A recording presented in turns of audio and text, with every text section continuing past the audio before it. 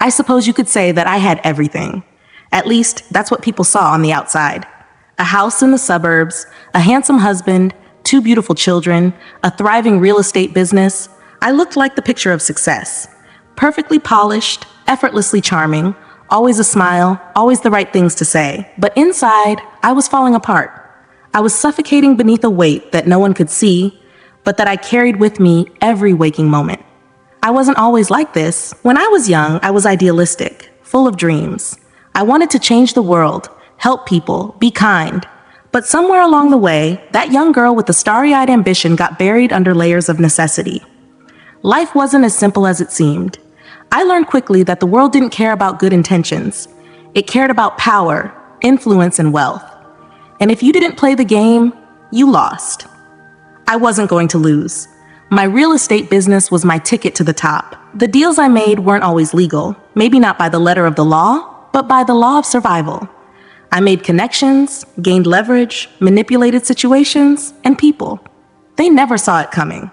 No one suspected that beneath my soft smile and well-groomed appearance, I was calculating my next move. Everything I did was designed to elevate me, to make me untouchable. I wasn't cruel. I just knew how to take advantage of the system. That's what you had to do if you wanted to get ahead. My husband, Derek, didn't see it. He was a good man, steady and reliable, but too trusting. He worked long hours in his own business, leaving me to take care of the details. And I did, but not just the mundane tasks. I was playing a deeper game. I remember the last time we went out as a family before everything changed.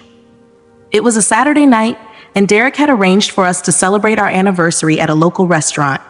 Our children, Elijah and Sophia, were with us. It was supposed to be a time to reconnect, to enjoy each other's company. But something inside me was restless. It was that familiar sensation, a gnawing feeling that no amount of material wealth or family gatherings could silence. I looked around the table at my family, and I felt an emptiness growing inside me. How long had it been since I felt true happiness? Or maybe it wasn't happiness I was after. Maybe I just wanted more. More control, more power, more influence over the world around me. The life I had wasn't enough. It never had been. I had made deals behind Derek's back, secured investments without consulting him, all in the name of expanding my empire. I never told him about the money I'd hidden away, the secret accounts, the things I'd done to ensure my rise. I justified it all in my mind. It was for the family. It was for the future. But deep down, I knew I was lying to myself. My obsession with wealth was growing, suffocating the parts of me that once cared about love, honesty, and peace. That night, after the dinner, I felt a tightening in my chest. The air felt thick, heavy, and my breath was shallow. I pushed it aside, ignoring the warning signs. I couldn't afford to be weak. Not now, not when I was on the verge of something big. The deal I'd been working on for months was about to come to fruition. It would set me up for life. I would be untouchable. We got into the car after the celebration, Derek driving. The kids were quiet in the back seat, probably exhausted from the festivities. I looked out the window, my thoughts spiraling. The tightening in my chest wouldn't go away. It was as if the weight of everything I had done was beginning to press on me. I had lived in deception for so long, it was starting to feel suffocating. For a moment, I wondered if I could keep it all up. The business, the family, the perfect image. Could I really keep pretending? A sharp pain pierced my chest. I gasped, clutching my chest, panic rising in my throat. Derek turned to look at me, alarm flashing in his eyes. "Kouri, what's wrong?" he asked, his voice laced with concern. I tried to speak, but my breath came in shallow gasps. The pain was unbearable now, spreading through my chest, making it impossible to breathe. I couldn't speak. All I could hear was a roaring in my ears, and the world began to blur. The car swerved as Derek tried to regain control. I saw his face, full of fear and confusion. And then, everything went black. I didn't know it at the time, but my heart had stopped. I had slipped into unconsciousness, my body betraying me. But I wasn't aware of that. Instead, I felt something else. A sense of distance, like I was floating, detached, separate from the pain, from the fear. I could still hear Derek's voice calling my name, but it felt so far away. And then I became aware of something else. It wasn't pain, it was cold. A deep, all-consuming cold. It surrounded me, smothered me, but it didn't hurt. It was just nothing. For the first time in years, I felt nothing. No worries, no fears, no guilt, just emptiness. And in that emptiness, I began to drift. I didn't understand what was happening. It was like I was hovering above my own body, looking down at the wreckage below. I saw Derek in a panic, his hands shaking as he tried to revive me. The kids were crying in the back seat, but I didn't feel it. I didn't feel the panic, the fear. I felt only an overwhelming coldness, a distance from it all. I didn't want to go back to that life, the lies, the manipulation, the control. But as I drifted farther from my body, I realized something else, something darker. It was like a pull, a tugging sensation drawing me towards something. I couldn't see what it was, but I could feel its presence. It was oppressive, like a weight pressing down on me, urging me forward. And then, as if from nowhere, I heard whispers, soft at first, like a lullaby. The words were too faint to understand, but they made me feel peaceful, comforted. I wanted to hear more. I wanted to follow the whispers, let them guide me. But then something changed. The warmth, the comfort began to fade, replaced by an intense heaviness. The whispers stopped. Instead, I heard something else, the sound of chains, rattling, clanging. The weight around me grew heavier, pressing me down, dragging me towards something. A darkness, cold and thick, seemed to open before me. And I felt it. The heaviness of my own guilt, my sins, all the things I had done in my life. It was suffocating, pressing in on me from every side. I had been so focused on my success, my need for more, that I hadn't stopped to think about the damage I'd caused, the people I'd hurt, the lives I'd ruined. I had been so blinded by my obsession that I never once considered the consequences of my actions. And now, as I drifted toward the abyss, I realized something. I had done this to myself. My own choices had led me to this moment. The darkness called to me. It was waiting, and I was falling. There was no flash of light, no tunnel, no overwhelming sense of peace or love as I'd heard people describe in near-death experiences. There was only an eerie, profound stillness, thick with the weight of things left unsaid, deeds left undone. I didn't know how to explain it. At first, I felt nothing at all. No pain, no fear, just nothing. And then I realized something. I was no longer in my body. I had left it behind. I hovered above it, looking down at the car, at Derek's frantic face, at the tears streaming down the children's faces in the back seat. My own body looked so fragile, so lifeless. It was as if I were watching someone else's story unfold. The details out of my reach, the emotions distant, like a film being projected far from me. I wasn't afraid. Not in that moment. There was a strange comfort in the absence of pain, the absence of all the emotions that had defined my life up until then. The constant hustle, the lies, the fears, the desperate pursuit of success gone. No longer mine to bear. I could feel my spirit, my essence, floating weightlessly. But even in this strange state of detachment, there was a coldness, a hollow sensation gnawing at me, deep in the recesses of what was left of my consciousness. A darkness, a weight. It was as if the further I moved away from my body, the more I became aware of the heaviness that had followed me throughout my entire life. The guilt, the manipulation, the cold ambition that had consumed me for years. I had built my life on lies. I had justified so much of my actions as necessary, as required. But now, as I drifted further into the void, I was forced to confront the reality of what I had done. My own soul had become a battlefield, torn between the good intentions I once had and the ugly, deceitful ways I had adapted to survive in a world that didn't care about anything but power. I could hear the voices below me now, faint but growing more urgent. There were medical staff, their frantic voices trying to revive my body. But I couldn't hear them clearly. I couldn't feel their efforts. I could only sense their panic from a distance, like the sound of waves crashing against the shore, muffled by distance. I was detached, separate from it all. But then something changed. The void around me, which had once felt peaceful in its emptiness, grew heavier. The cold that surrounded me deepened. It wasn't the cold of winter, the kind that stings your skin, nor was it the cold you feel when you're alone in a dark room. It was something far worse. A deep, unrelenting cold that seeped into the very fabric of my soul. It was suffocating, smothering me in its depths, and it was pulling me in. There was no escape, no way out. I couldn't resist the weight of it. It was as if the darkness itself was alive, feeding on the very essence of my being, growing stronger as I drifted further into it. The whispers, faint at first, began to grow louder, wrapping around my consciousness like a seductive lullaby, drawing me in closer. I couldn't make out the words, but I knew the voices were not meant for comfort.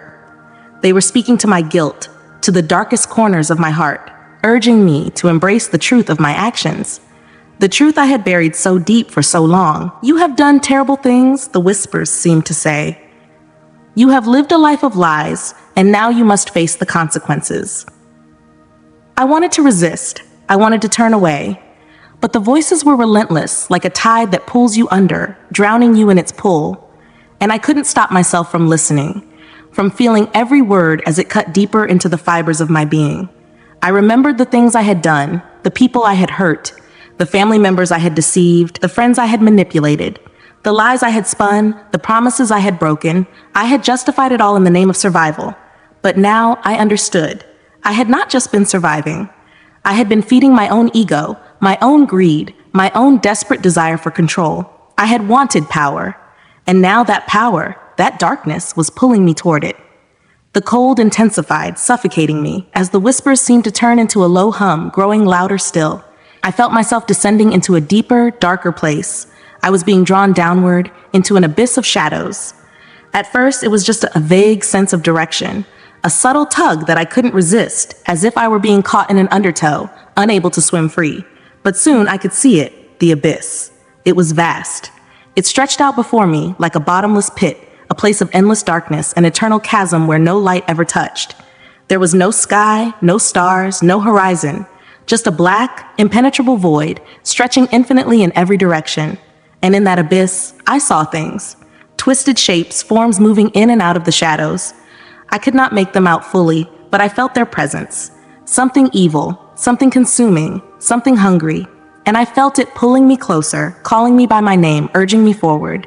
I wanted to scream. I wanted to fight it. But the darkness around me was too powerful, too overwhelming. It was as if I had been stripped of everything that made me me. There were no more choices, no more voices to argue with, no more distractions. Only the pull of the abyss, the weight of my sins, the endless emptiness that seemed to swallow every bit of my soul. I wasn't just facing the end of my life. I was facing the culmination of everything I had done. Every lie, every manipulative action, every wrong decision, all of it was embodied in this darkness. I could feel the weight of it pressing down on me, forcing me to face the truth I had long denied. I had been this person all along, the one who had hurt others, the one who had chosen ambition over love, control over honesty. I wasn't going to escape it. The whispers intensified, now more like a chorus, pulling me deeper into the void. I could hear them, clearer now, speaking directly to me. You can't outrun this, Kouri. There is no redemption for you. You've chosen your path. Embrace it. The cold continued to grow, and I realized with chilling clarity, there was no going back. There was no undoing the damage I had caused. I had lived my life chasing after the wrong things, deceiving myself into believing that power and control could bring me happiness. And now, the consequence was here. I was falling. My soul, my very essence, was descending deeper into this cold, consuming darkness. I didn't know what awaited me, but I knew it wouldn't be mercy. It wouldn't be peace. It would be punishment. And I was ready to face it. I closed my eyes, if only to shield myself from the suffocating weight, and surrendered to the pull of the abyss.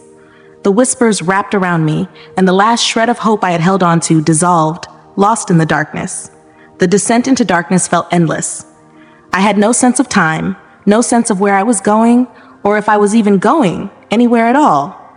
The weight of my own soul seemed to press against me like 1,000 stones, suffocating me with the realization of all I had done, all I had failed to acknowledge. It was a crushing feeling, one that consumed me entirely.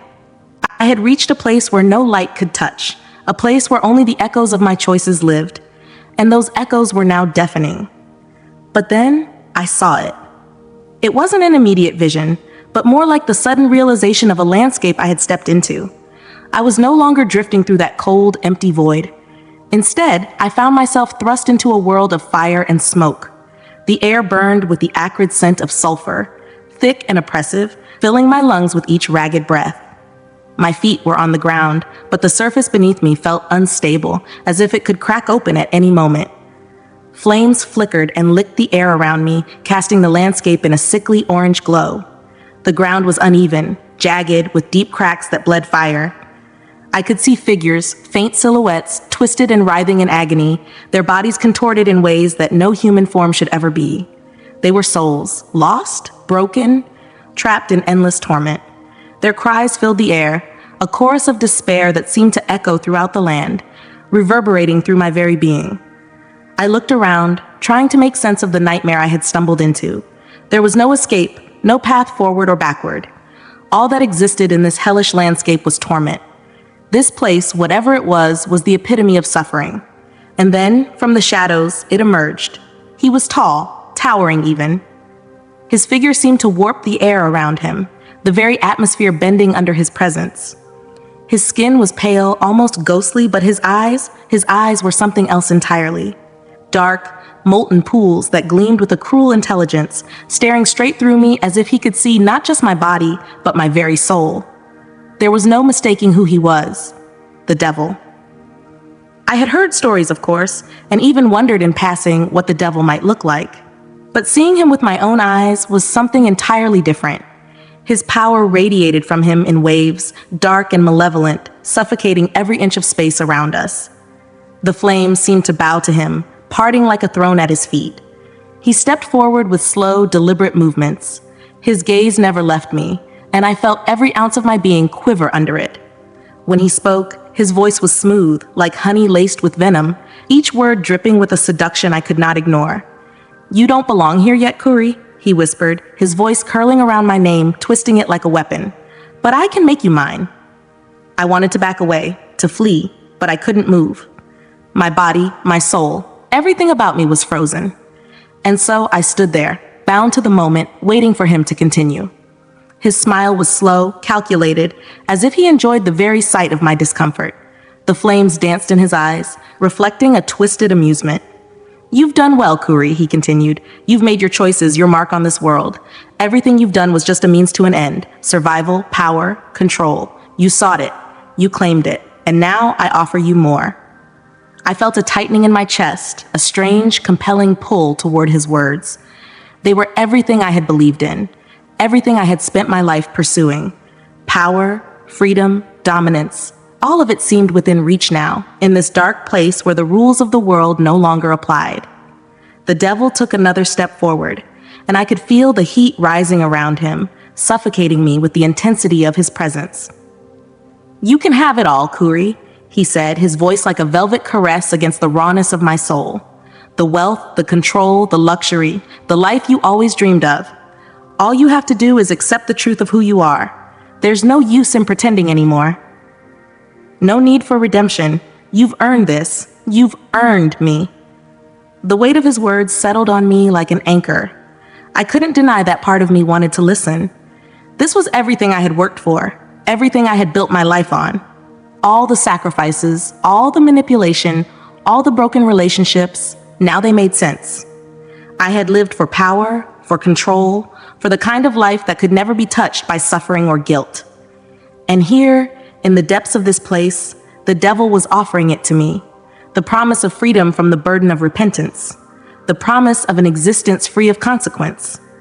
"Just accept it, Kouri," he urged, his voice a constant hum in my mind, "and I'll give you everything. The world, your dreams, everything you've ever wanted. No guilt, no remorse, only power, only pleasure."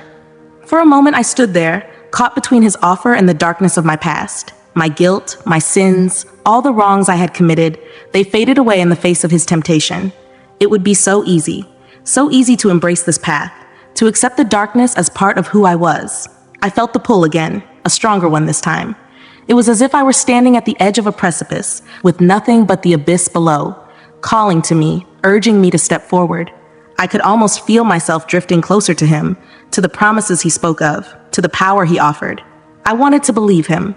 I wanted to take his hand and leave behind all the shame, all the remorse. He had given me a way out, a chance to escape everything that had weighed me down. And in that moment, it seemed so tempting, so perfect. But then, in the depths of my mind, something shifted. A tiny flicker of something I had buried so deep inside myself for so long, flared to life. No, I couldn't. I knew deep down that the path he was offering me wasn't freedom. It wasn't power or luxury. It was damnation. His smile faltered for the briefest of moments, but it quickly returned, more predatory this time. He could sense my hesitation. He could feel my resistance. "You're afraid, aren't you?" he said, his tone almost condescending. "Afraid of what you'd become if you embraced the truth. But deep down, you know you've always been this way. You've always desired control, power, wealth, everything you've ever done, every choice you've made. It was to feed that hunger. There's no escaping it, Kouri. It's who you are." I could feel him wrapping around me, like a serpent coiling tighter and tighter. The temptation was overwhelming, and for a split second, I almost believed him. I almost took the step that would seal my fate. But then, in the pit of my soul, I knew the truth. This wasn't freedom. It was a lie. I couldn't follow him. I couldn't give in to the darkness. Not after everything I had seen, everything I had done. The devil's eyes darkened with frustration, his voice laced with malice. "You're making a mistake," he hissed. "You could have it all, Kouri. You could rule this place. You could be mine forever. But if you choose the other path, the one of redemption, you'll be alone, lost, with no one to help you." I stood there, trembling, but I knew now. I knew what had to be done. I could feel the weight of my choices. I could feel the road ahead. And though it was terrifying, though I knew it would be harder than anything I had ever faced, I also knew it was the only way. With every ounce of my being, I rejected him. "I refuse," I whispered, my voice trembling but determined. The devil's laugh echoed in the fiery landscape, a sound like thunder crashing against a storm. "You'll regret this, Kouri," he said, his voice full of venom. "There is no escape, no redemption for you. You will be mine." But as I stood there, the flames flickering around me, I knew I had made the right choice. The moment I rejected the devil's offer, a cold emptiness washed over me. It was not peace, not release, just a profound silence, as if the world around me had paused in that very instant. But the silence was short-lived. No sooner had I made my choice than everything shifted once more. I felt myself moving again, but this time there was no fiery landscape, no oppressive heat, no suffocating darkness. I was weightless, as if I had become part of the very air itself. A light flickered at the edges of my vision, blinding, pure and distant, and then, in the blink of an eye, everything changed. I was no longer standing on the burning ground of hell. I was no longer anywhere near the devil's reach. Instead, I found myself suspended in a vast expanse, one that stretched infinitely in every direction. I could sense it before I could see it. The weight of the world, of everything that had ever been and everything that could have been. And then, slowly, the vision began to take shape. Earth. But not the Earth I remembered. This was a place of chaos, a broken, scarred world that seemed to be unraveling at the seams.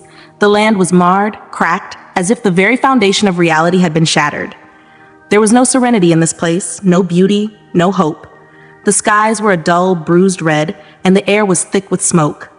The once vibrant cities, the places I had known, places where I had walked, worked, laughed, and loved, were now burning. Flames rose from the ruins of buildings, and the streets were choked with a smog so thick that it felt like the very air itself had been corrupted. And in the midst of it all, I saw faces, so many faces. But they were not the faces of those I had loved or known in their prime. No, these faces were twisted by anguish, by pain, by betrayal. I recognized some of them, though they looked nothing like the people I remembered. I saw my children, their eyes hollow, their bodies broken.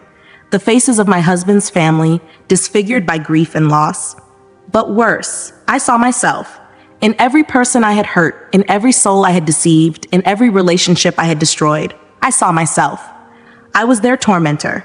I had been the one who had twisted their lives, the one who had inflicted pain, the one who had pushed them into the darkness. I saw the ripple effect of my actions play out before me. Each lie, each manipulation, each moment where I had chosen my own selfish desires over the well-being of others. It was like watching a terrible, unrelenting storm that I had set in motion, one that had touched everyone around me, leaving nothing untouched in its wake. The children I had abandoned, the families I had betrayed, the hearts I had broken, they were all here, in this world, suffering. And I was the cause. The weight of it was crushing. Every person I had ever lied to, every lie I had told to protect my own ambition, every act of greed, every moment of selfishness, they all came flooding back to me. I saw each act of deceit I had committed, from the small, seemingly insignificant moments to the larger betrayals that I had once justified. In my pursuit of control, of power, I had hurt those closest to me. I had destroyed lives, and in the process, I had allowed darkness to take root in a place that had once been pure. The vision stretched on, showing me not only the faces of those I had hurt, but the world as a whole, a world divided, shattered by hatred, greed, and mistrust. It was as if every wrong I had ever done had manifested in the suffering of those around me. People fought in the streets, not out of necessity, but out of anger and betrayal. Neighbors turned on each other, families were torn apart. The pain I had caused echoed through every corner of this broken world, and the more I saw, the more I understood the depth of my own culpability. This was the cost of my choices, the price of my pursuit of wealth, of control, of power. I had poisoned the world around me, and the chaos that now raged was the manifestation of my soul's darkness. The faces of those I had hurt loomed large before me. I saw my children, but they were not the innocent, joyful little faces I remembered. Instead, they were gaunt and hollow-eyed, as if they had lived through a lifetime of sorrow. The distance between us had grown, and the connection we once shared had been severed, twisted into something I could no longer recognize. I saw my husband's family, those whom I had deceived and manipulated. Their eyes burned with resentment, disappointment, and pain. They had trusted me, believed in me, and I had betrayed that trust at every turn. And there in the distance was the face of my own husband, the man I had vowed to love and cherish. But his face was not one of love. It was one of sorrow, of regret, as if he had seen through me, seen the darkness that I had worked so hard to conceal. I had hurt him in ways that I could never undo. And that, more than anything, filled me with a deep, searing guilt that threatened to consume me entirely. I was not just witnessing the effects of my actions, I was feeling them. The weight of the pain I had caused pressed on me from all sides, suffocating me, stealing my breath. Every scream, every cry of despair, every moment of suffering, it was as if they were happening to me, as if my own soul had become one with their torment. And then it hit me. I was not just responsible for the brokenness of those around me. I had destroyed the very fabric of the world itself. The hatred, the division, the cruelty I saw on earth, it was all a reflection of the darkness I had embraced. I had thought that my pursuit of wealth, of control, would make me powerful, would make me free. But instead it had led to the unraveling of everything that mattered. The guilt? No, the horror was suffocating. I could feel it in every fiber of my being, as if the very essence of my soul was being crushed under the weight of the suffering I had caused. There was no escaping it, no hiding from it. I was the architect of this chaos, the one who had pulled the strings, the one who had set the world on this path of destruction. And in that moment, I understood. It wasn't just my soul at risk anymore. It wasn't just my fate that hung in the balance. The world, the earth I had once loved, the people I had once cared for, it was all slipping away, all because of the darkness I had embraced. The realization hit me with a force so intense that it threatened to break me in half. I had not just destroyed my own life, I had destroyed everything. I saw the faces of the people I had hurt, their suffering etched into my mind. And I realized that the true horror wasn't just in my rejection of the light, but in the reality of what my actions had caused. I had chosen a path of greed, control, and selfishness, and now the consequences of those choices were everywhere. This wasn't just about me. It was about the world I had left behind. And the weight of that knowledge, the guilt, the regret, crushed me completely. I wasn't just a sinner. I was the catalyst of a destruction that reached farther than I had ever imagined. I felt the grip of the devil tightening around me, his presence growing stronger with every step I took deeper into the abyss. The flames licked at my skin, burning with a heat that threatened to consume me entirely. The wails of lost souls rose in a deafening crescendo, their cries echoing through the air, a constant reminder of what awaited those who surrendered to the darkness. I could feel myself being dragged further and further into the depths of hell. Each step was heavier than the last, as though I was carrying the weight of every wrong I had ever committed. The fire around me grew hotter, and I could feel the air itself thickening with despair.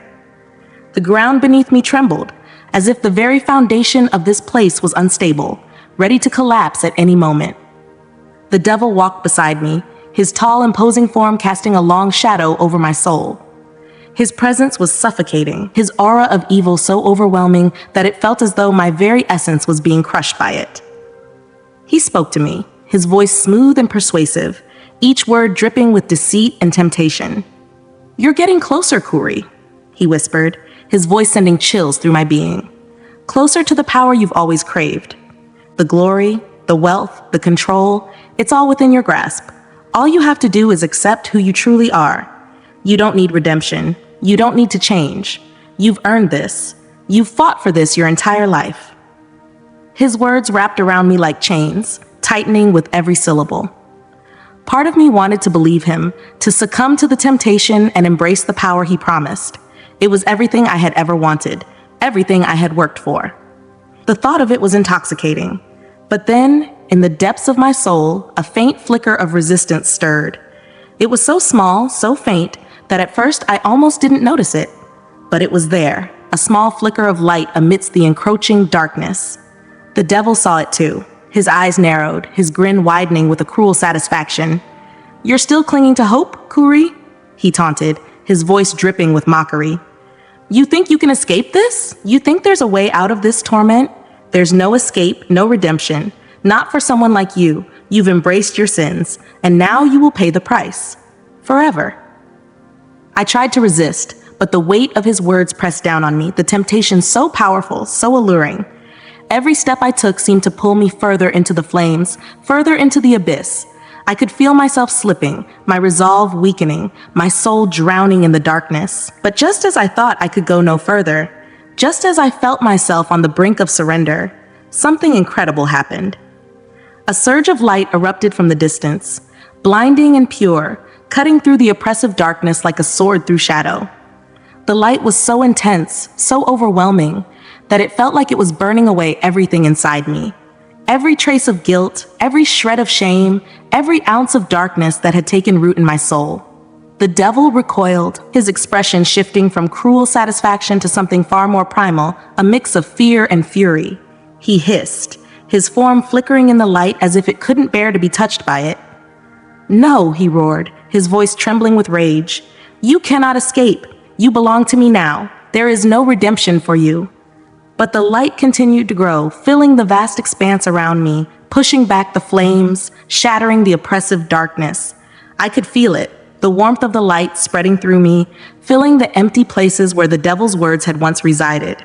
It wasn't just light, it was love, pure and unyielding, washing over me like a cleansing wave. And then I felt it, a pull, a force stronger than anything I had ever known, pulling me away from the devil, away from the flames, away from the darkness. It was as though the light had reached into the very core of my being and was drawing me back to a place I had long forgotten. A place of peace, of hope, of redemption. The devil's voice faded into the background, his words of temptation lost in the brilliance of the light. He screamed in frustration, but his voice grew softer, fainter, as though it was being swallowed by the overwhelming presence that was surrounding me. "Come to me, Kouri," a voice called, soft yet powerful. It was the voice of someone I knew, someone I had longed to hear, but never expected to again. It was a voice full of compassion, full of love, full of grace. I knew that voice. It was him. I couldn't see his face yet, but I didn't need to. I felt him, felt his presence like a warm embrace. The light around me intensified, and with it I felt all the darkness I had ever carried, all the weight of my sins begin to dissolve. For the first time, I felt free.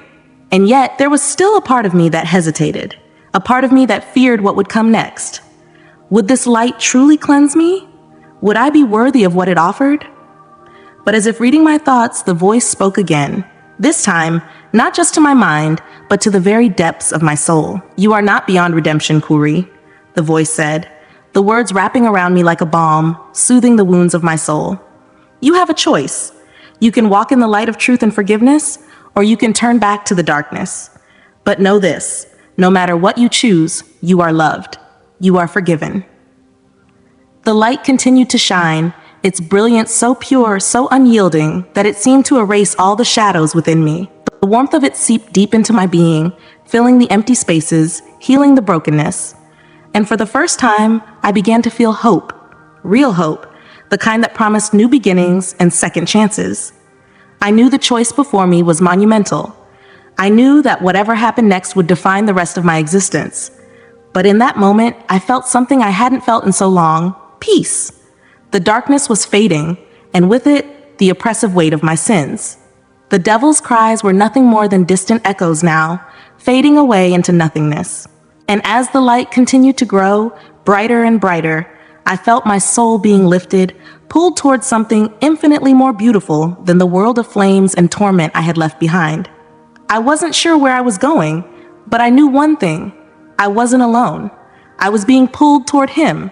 And no matter how far I had fallen, no matter how deeply I had embraced the darkness, I knew in my heart that I was being drawn back to the light of forgiveness, the light of love, the light of Jesus. I felt the devil's grip on me tighten, his voice growing louder, his promises more insistent. The flames roared around me, the heat unbearable, the wails of the lost souls deafening.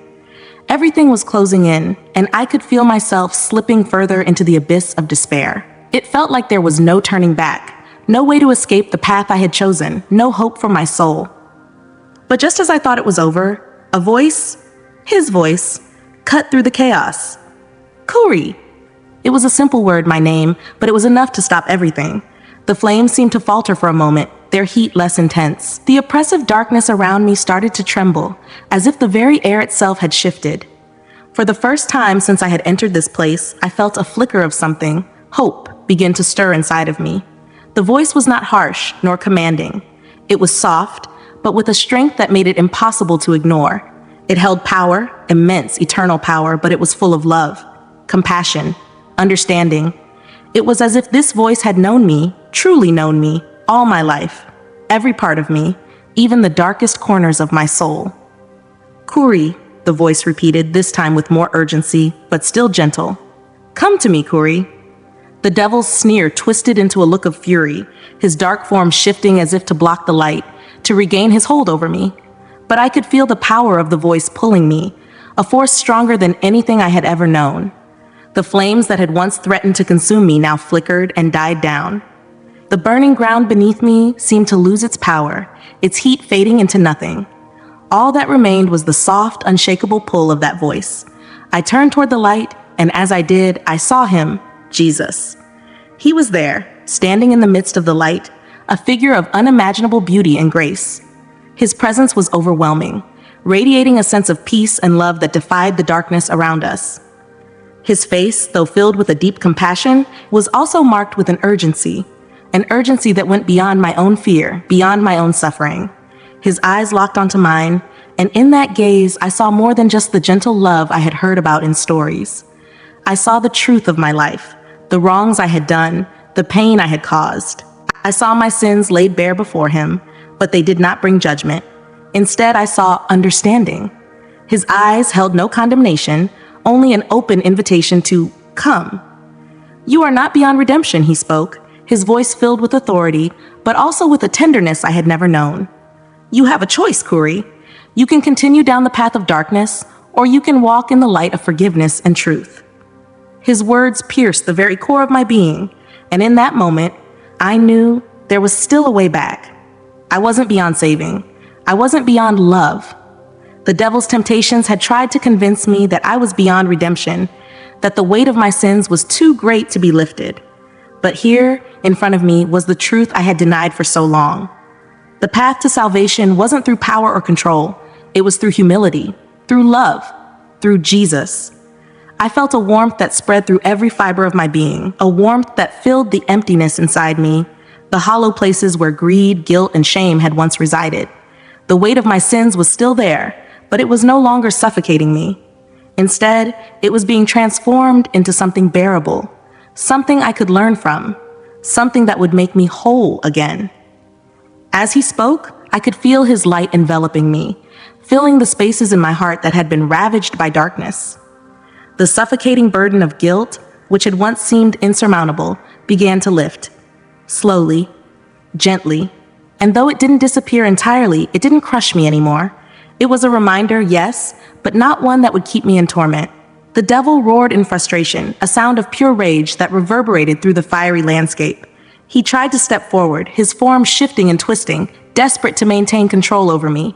"No," he screamed. "She is mine. She has already chosen this path. She is lost." But Jesus remained unshaken.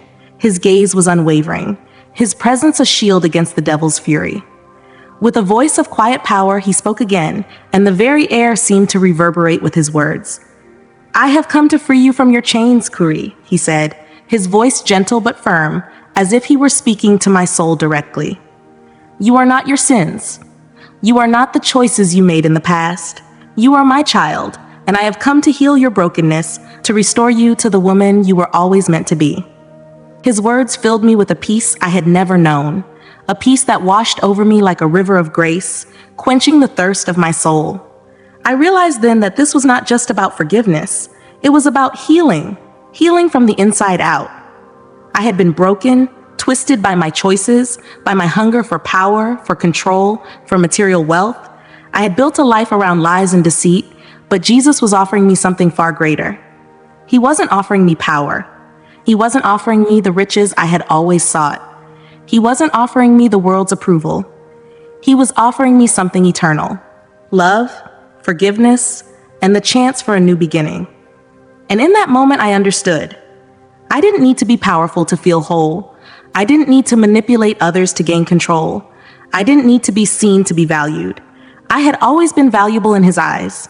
I had always been loved by him, even when I had turned away. And now, he was offering me a way out, a way back to who I was always meant to be.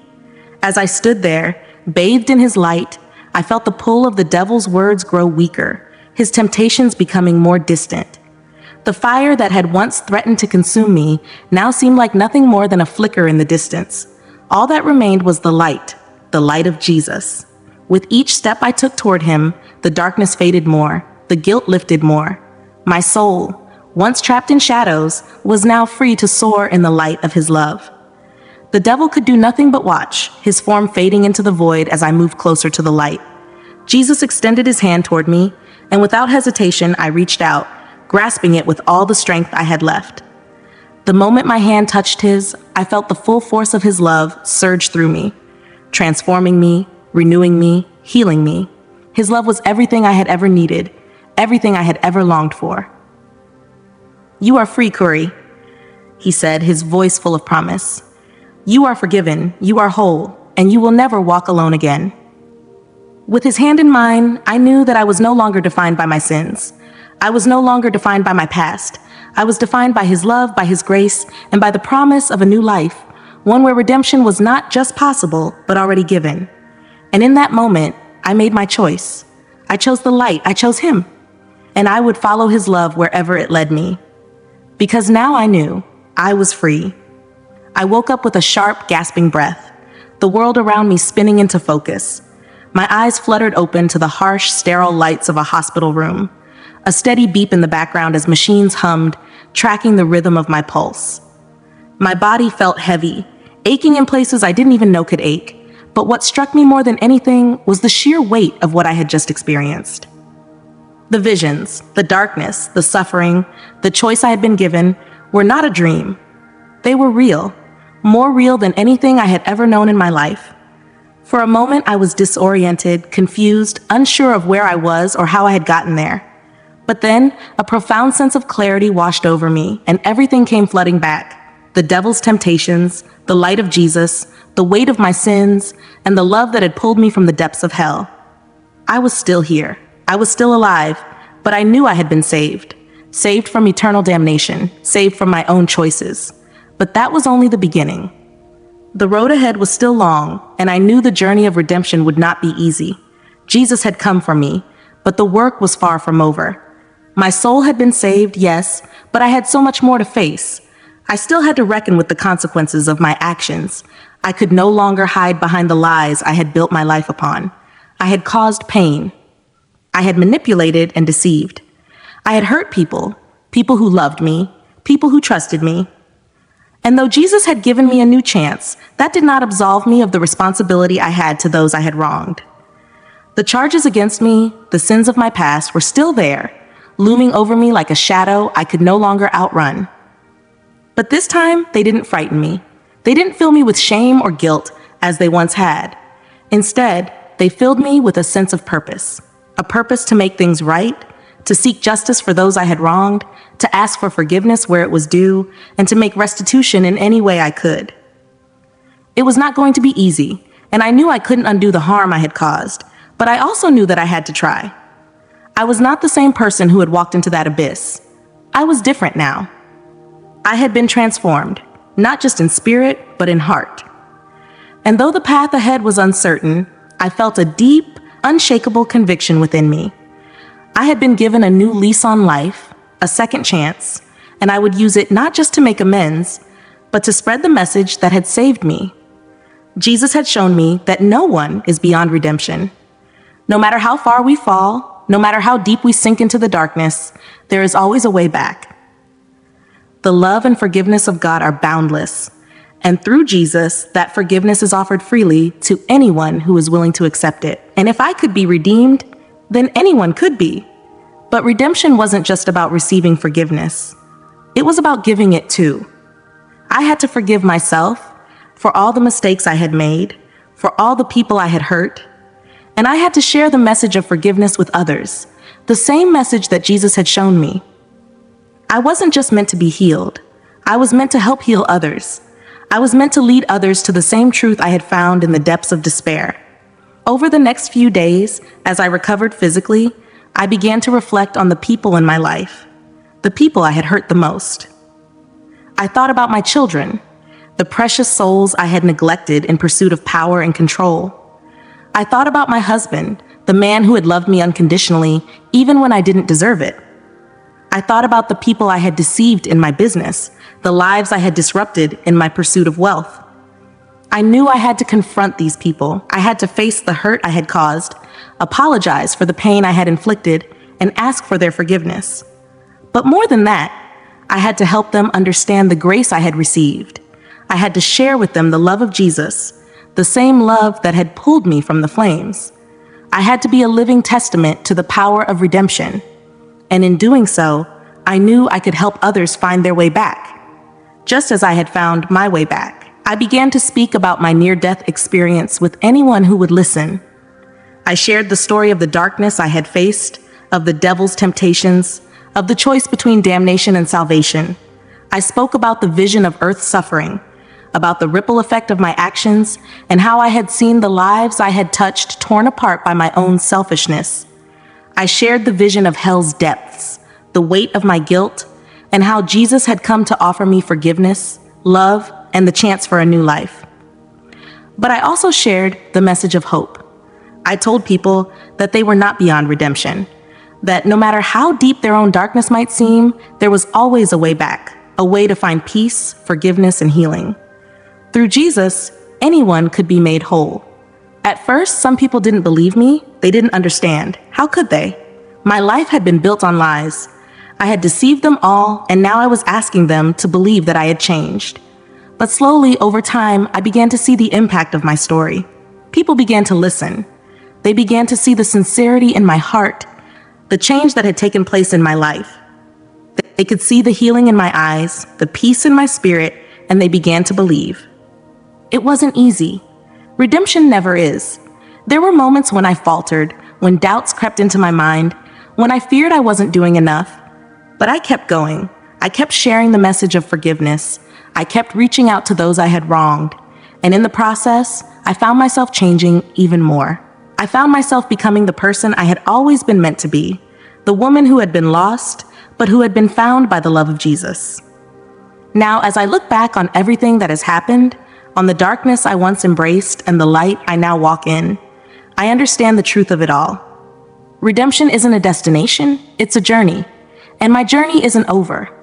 I still have so much to do. There are still people to forgive, still lives to heal, still souls to reach. But with Jesus by my side, I know that no task is too great. I have been redeemed, And now it is my mission to help others find the same redemption I was given. To show them that no matter how far they have fallen, no matter how deep they have sunk into darkness, there is always a way back. Because Jesus, in his boundless love, has already made that way. And that is the message I will carry for the rest of my life.